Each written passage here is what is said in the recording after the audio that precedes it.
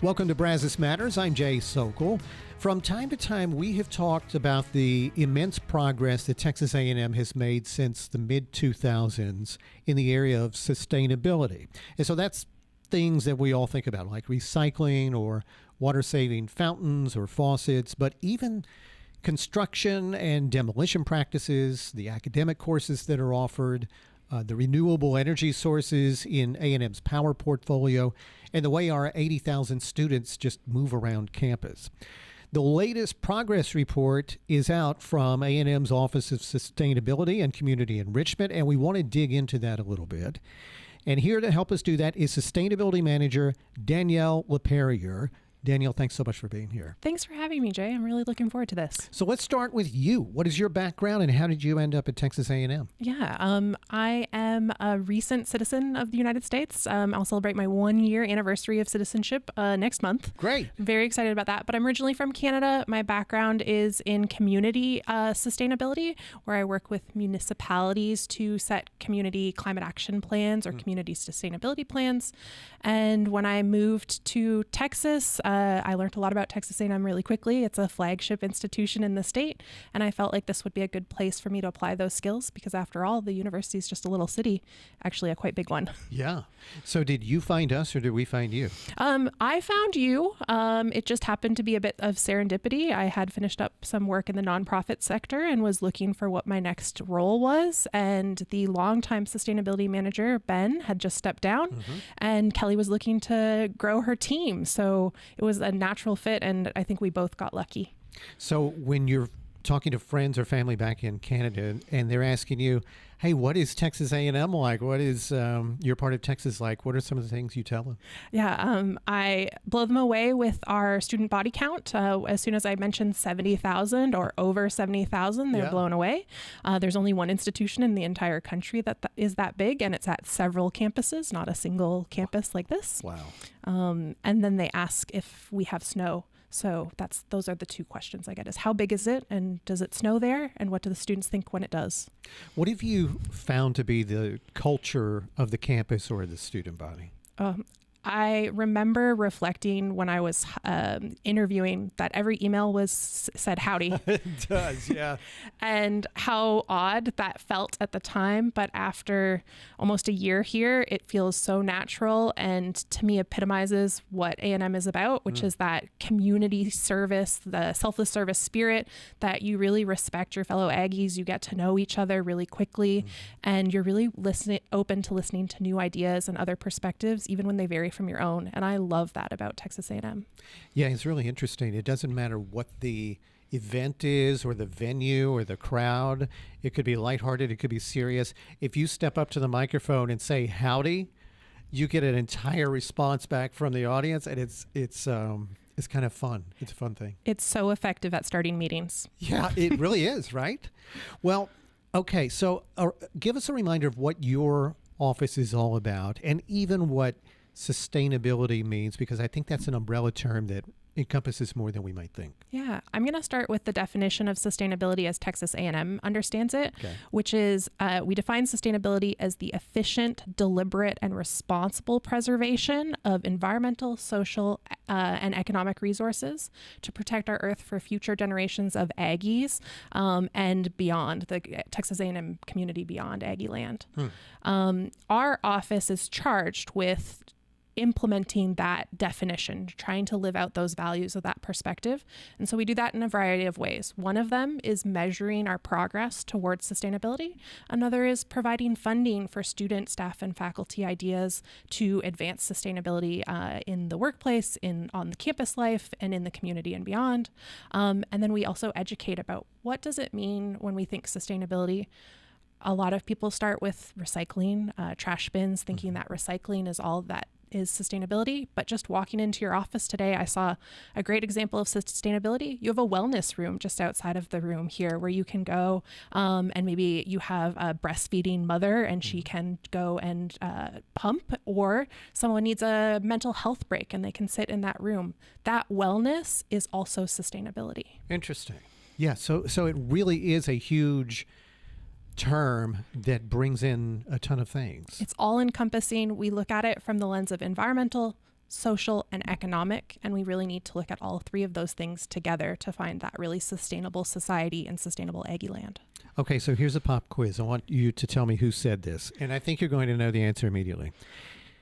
Every Aggie should contemplate ways to provide hope and change with respect for the tenets of sustainability and through acts of selfless service to the Texas A&M community. Who said that? I think Scott Schaefer said that. He did say that. Tell us who Scott Schaefer is. So Scott Schaefer is the Director of Community Engagement and Enrichment. We sometimes get our acronyms messed up, but he is my boss's boss. He oversees our department and is in the office of the president, and that's where our unit falls. Can you break down what he said in chunks a little bit? That every Aggie should contemplate ways to provide hope and change with respect for the tenets of sustainability and through acts of selfless service to the A&M community. Can you look at that in chunks, or do you need to take that in its entirety? I think you can look at it in chunks and build on it over time. So what we do in our office and what we focus on is identifying what students are interested related to sustainability and then helping them to see how their individual actions in that area.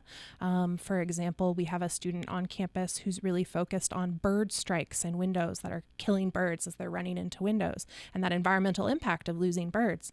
That is a really kind of specific niche sustainability issue. Mm-hmm. And he has taken that to give his time and start having conversations with high leadership and operations to change the way we design buildings or to put fritting on glass so that the birds can see the glass and we protect our natural environment and these creatures that we love. So he found something that he really cared about and shared a story of hope of how things could change, and Aggieland listened, and we're starting to see those changes talked about on campus at the highest level of our operations team. So I guess this must have been a problem of a magnitude that merited attention, but it's not anything I've thought about whatsoever. Well, Texas A&M is all of its students' ideas put together, and so to me, every student is coming with something else that they care about this community and that they want to see better and improved.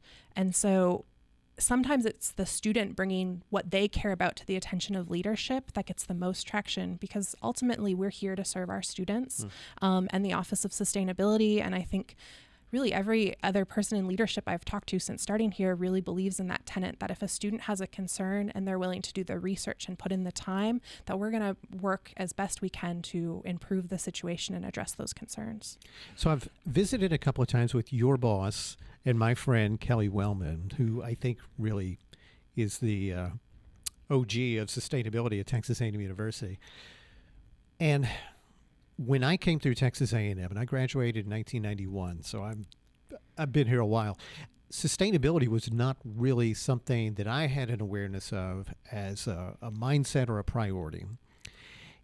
I'm guessing now, with the kinds of ideas that come to you guys, that there might even be an expectation from incoming students that A&M has a very robust sustainability endeavor or component. Do you find that as you're talking to these students? Yeah. Students' definition and thoughts of sustainability extends way beyond recycling now to things that I don't even think about as someone who was schooled in this about 10 years ago, has been a professional in the field for 10 years. They're coming up with ideas of thinking about sustainability that are even beyond what I learned in school. And that's so interesting to see. When we survey the Aggie community, we also hear that this is really important to them. So there's some stats in our highlight report that talk about the percent of Aggies who think it's important for Texas A&M to use renewable energy or increase the amount of renewable energy or make the campus more resilient to extreme storms and the effects of climate change to become more resilient. Aggies are coming in with that expectation that the university is doing something, and they're looking for ways to engage it and build their passion and find other people who feel the same way. How do you find out? How do you survey students across this campus to figure out what their preferences and expectations are? So for our annual STARS report, we we work with the Office of Institutional Effectiveness to do a representative sample survey of the entire Aggie community. So they pull a sample set out, and then we ask for responses around sustainability literacy. So what do you know related to the definition of sustainability? And then asking them how important different aspects are. And then we use that information, and it's available in our STARS report, and then we use it to inform our programming. The other way we do that is I have 8 interns, undergraduate interns on my team, and they do a lot of our campus outreach and engagement activities, and they pick the topics that they want to focus on. I just help to group them together in teams. Yeah. So in past discussions with Kelly, she has talked about the STARS report.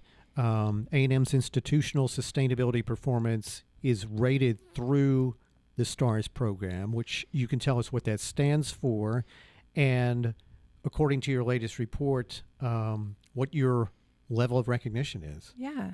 So STARS stands for Sustainability Tracking Assessment and Rating System. Okay. I'm going to throw another acronym in there. It's a program by the Association for the Advancement of Sustainability in Higher Education. Okay. ASHE. Lots of letters in there. Okay. We just call it STARS.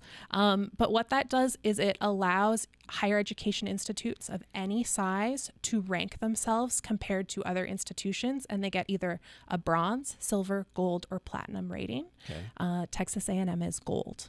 Is this our first time as a gold? It is not. Okay. We have been gold since 2017. Okay.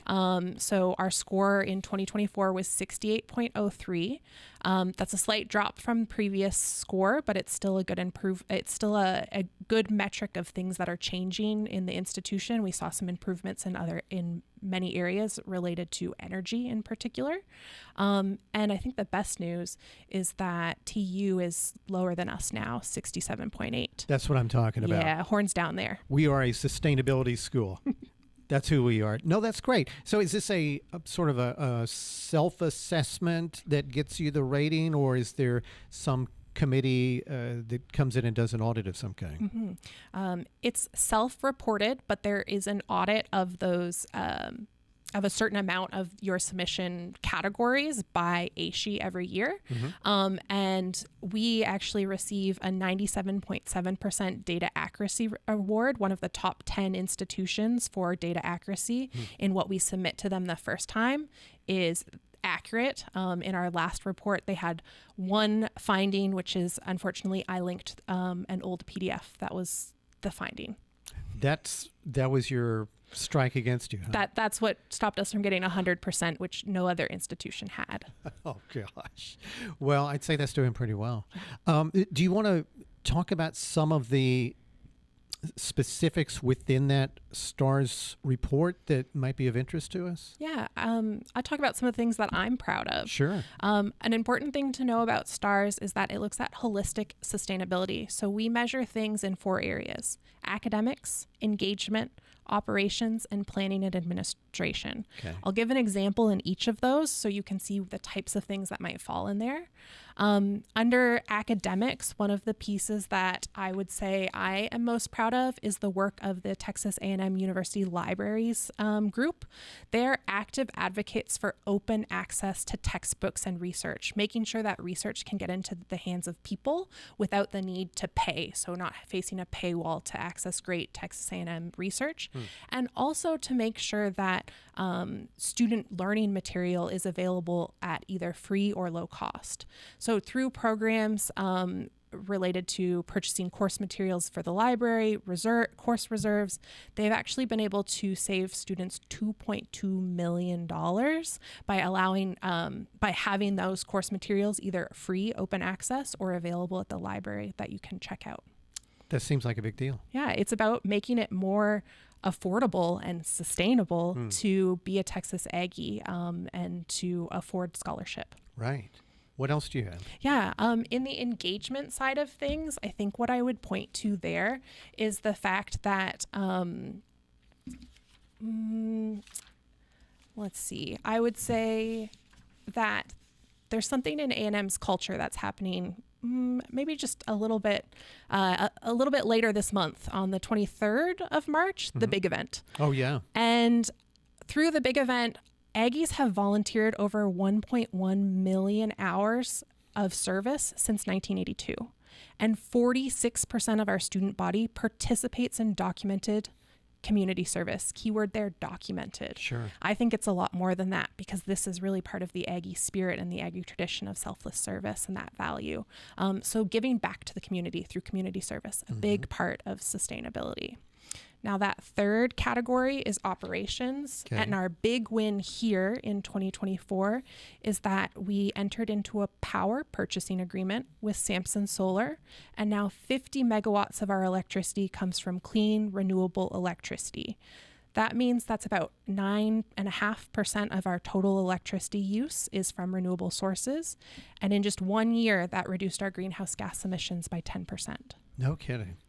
So is there a goal to increase that? The goal for the institution is to get 20% of its energy from renewable sources. Okay. So we'll continue to kind of see us move in that direction. But what's important is also finding an economic balance. We want to have affordable energy. And this power purchasing agreement that Utility Services entered into was the most economic option too. So often sustainability actually does go hand in hand with economics. Sure. Yeah. There needs to be sometimes a diverse portfolio in that regard. Yeah. And then I'll point to one thing in the last category, planning and administration. So the stuff that's maybe happening in the president's office or in the background of administrators. And my favorite tidbit in this report, I think overall, is the fact that Texas A&M has committed $1.1 million annually for the next 10 years to address food insecurity on our campus, to make sure that no Aggies go hungry. Right. And I think that really goes back to us striving to make being an Aggie accessible and affordable. And that is also sustainability. So hopefully that helps people broaden their perspective of what sustainability is. And it is a lot more than just recycling. Yeah, I don't think a lot of us think about food insecurity even being a thing here at Texas A&M. I think it exists to some degree at almost every university campus, but it is a thing here. So that's wonderful that kind of investment is being made. Well, and it's often student-led. The 12th Can Food Pantry is a student organization, student-led initiative to have a food pantry on campus. And then we see pocket pantries pop up in so many different places in different departments, so students can have quick access to food when maybe they've run out of meal swipes for the month. Right. If you just tuned in, I'm Jay Sokol. You're listening to Brazos Matters, and my guest today is Danielle Laperriere, Sustainability Manager with Texas A&M's Office of Sustainability and Campus Enrichment. Okay, so in this 2024 Sustainability Highlights report, there were a number of things that caught the eye of Brazos Matters student content contributor Gracie Dolan, and so I thought her questions and curiosities were pretty sharp. I want to throw a couple at you. 72% of students' primary mode of transportation is sustainable. That's what it says in the report. And Gracie said, really? So can that really be true? And what constitutes sustainable commuting options? Yeah, so sustainable commuting options are anything except driving by yourself in your personal vehicle. So if you pick up your roommate on the way to campus, but you're still driving, that's more sustainable than driving alone. It takes less resources in terms of parking spaces. You save money on gas. Hopefully you can share those costs. And there's fewer cars on the road and less greenhouse gas emissions and tailpipe emissions. But beyond that, it's also how many people use our Aggie Spirit bus. At the start of the semester, it's absolutely packed. It gets a little nuts as everyone's trying to figure out their way around that first week. It's walking, biking, rolling on kind of motorized vehicles like we see lots of those scooters. E-scooters and e-skateboards and all the things. So really anything except driving by yourself in a car. 72%. Yeah, students are trailblazers. We measured that stat for staff and faculty, and we're not as close. Okay. Another question from Gracie. 80% of construction and demolition waste produced by the university is diverted from landfills. 80%. How does that happen? Yeah. Really good planning by our university architect and utilities and energy services groups. The biggest thing is we're thinking about what materials there are that are going into construction, what materials is going through demolition, and making sure they have a diversion path path well they're planned. That number has actually slipped over the past couple years. We've seen it grow up go down, I guess, Okay. get worse just by a few percentage points because we're measuring it as accurately as possible. And also it gets harder as we have more and more materials going in our buildings to find different ways to divert them. Who are your primary partners in that endeavor? The university architect would be a big one there. Some of the construction here is also with the university system. But really what's great about sustainability is, we have an office of 3. But sustainability to be successful needs to be embedded in every department on campus, and every job is a sustainability job. If you turn on that mindset to think about what's the life cycle cost of this building or this printer that I'm going to buy, what am I going to do with it when it's done? Is there a way to reuse it, repurpose it? Or how are the decisions I'm making affecting people and their well-being? And you touched on some of this, but another question from Gracie was about the part that says Texas A&M strives to make being an Aggie accessible and affordable. And the curiosity is how does a push towards students graduating without loan debt support sustainability? Yeah, so stats that maybe Gracie saw in the report is that we have a 76% graduation rate for low-income students, and 63% of our students are graduating without student loan debt. We would like to see those numbers grow higher, because if students are entering the workforce without student loan debt, they're more likely to be able to go into careers that they deeply care about and aren't stuck into maybe just paying the bills. It also lets them do what you're supposed to do in university. I think personally explore different opportunities and not just be thinking about the paycheck that comes after. Certainly we all need that paycheck after, but there's a little bit of exploration that I think happens in universities that's really important to help us ensure that Aggies can access, and then also make sure that we're a great first-gen school, and often first-gen students are lower-income students. So making sure that the fact that they're first generation or lower income isn't a barrier to accessing a great education at Texas A&M. Yeah, how many students have we known or come across who have to make that deal with themselves? Like, I'd really like to study this, but my parents want me to study that, and so I'll work at that for 10 years, and then maybe I can cross over and go back into doing what I'm passionate about. Yeah, I don't think it's as clear a trade-off. And we see students come through our internship program who come in maybe studying something that their parents said, you should study this. It's a really great career path economically. And then they do it.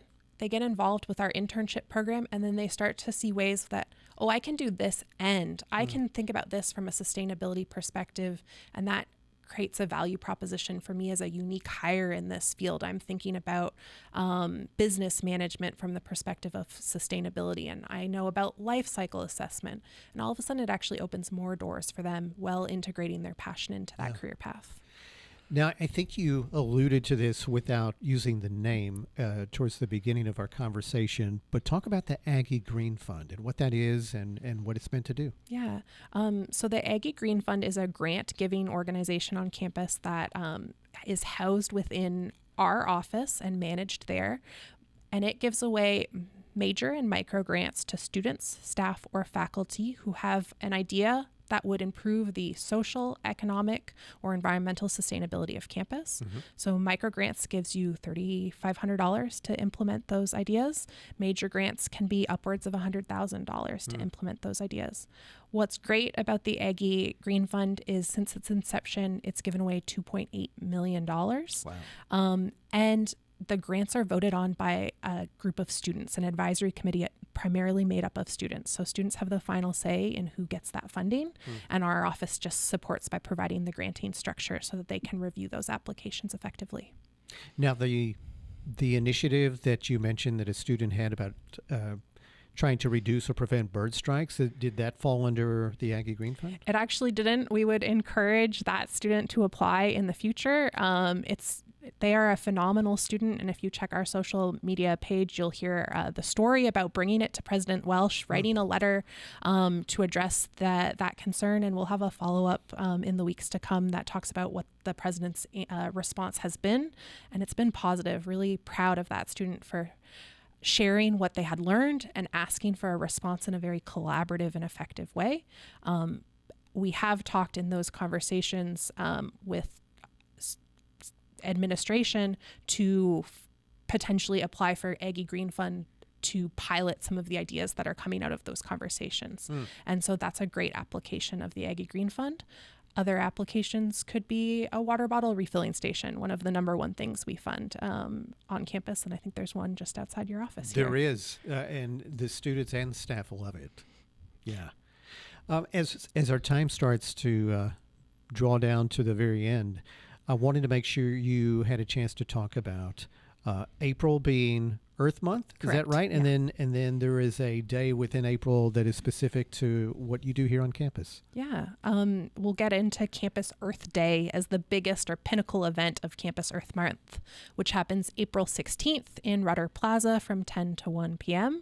Students can come out and engage with our interns, do different interactive tabling activities, and learn more about sustainability. You also can get a free t-shirt, and Reveille will be there. That's all you need to say, t-shirt and Rev. Yes. So you can have photos with Rev for at least an hour in there. We also have some live entertainment. It's a really fun time in Rudder Plaza. Yeah, I think we at KAMU have been part of that in the past. I think we plan on joining you again because it is so much fun, and we get to interact with so many students with so many different interests. It's good for us, and we like partnering with you guys. Yeah. Last time we had students letting you try crickets, as an alternative protein. So trying some bugs to eat.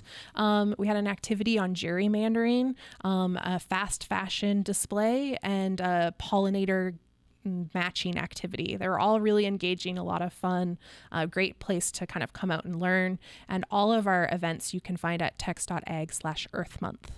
tex.ag/Earth Month. Okay, that's the place to go. Danielle, we really appreciate you being here with us, and excited that you are officially at Texas A&M University, and you get to say howdy everywhere you go, and we hope you'll come back. Well, thank you so much, Jay. It's been a pleasure, and I hope anyone listening that's interested in sustainability reaches out to our office to learn more. That sounds perfect. Danielle Laperriere, thanks so much for being here. Thank you. Brazos Matters is a production of Aggieland's Public Radio, 90.9 KAMU FM, a member of Texas A&M University's Division of Marketing and Communications. Our show is engineered and edited by Matt Dittman.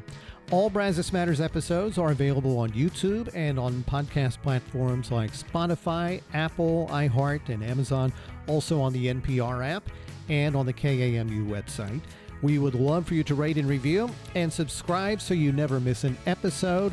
Thank you again for listening to Brazos Matters. We hope to catch you next time. Have a great day.